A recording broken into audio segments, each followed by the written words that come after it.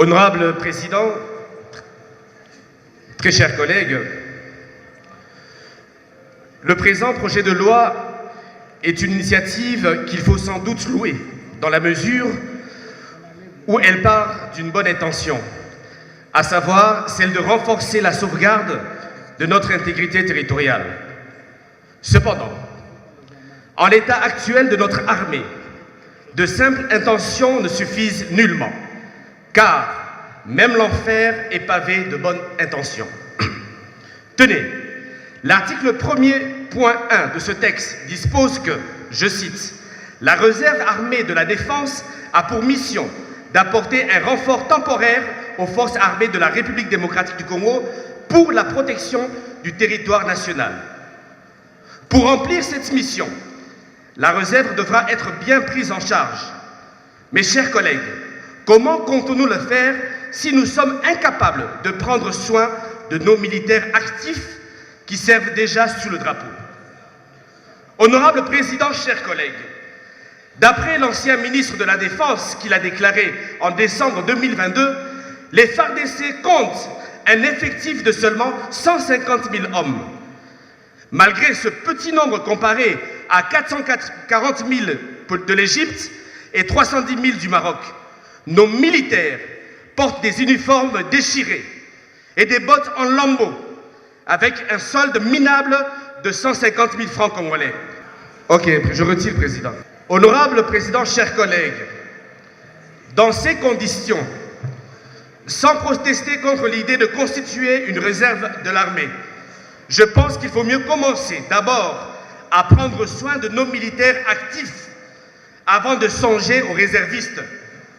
En effet, en vertu de la loi organique numéro 11/02 portant organisation et fonctionnement des forces armées de la RDC, les FARDC ont pour mission de défendre l'intégrité du territoire national et ses frontières. Malheureusement, nos frontières terrestres, qui s'étendent sur 10 730 km, sont d'une porosité inquiétante.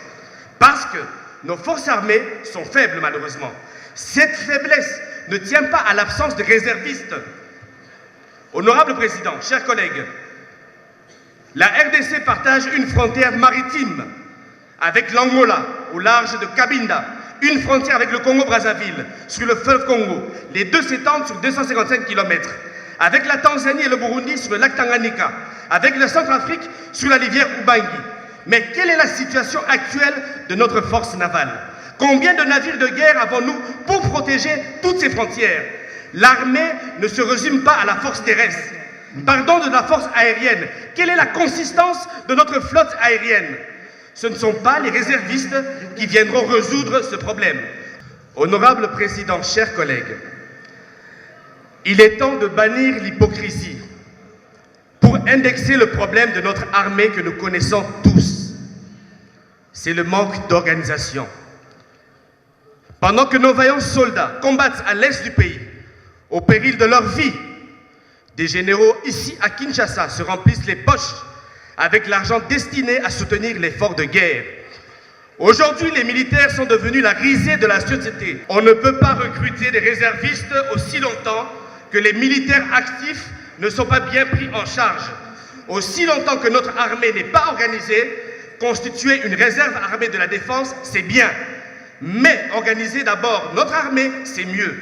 Commençons d'abord à prendre soin de nos militaires qui sont là et commençons à les former, car comme disait Thomas Sankara, un militaire sans formation est un criminel en puissance. J'ai dit et je vous remercie.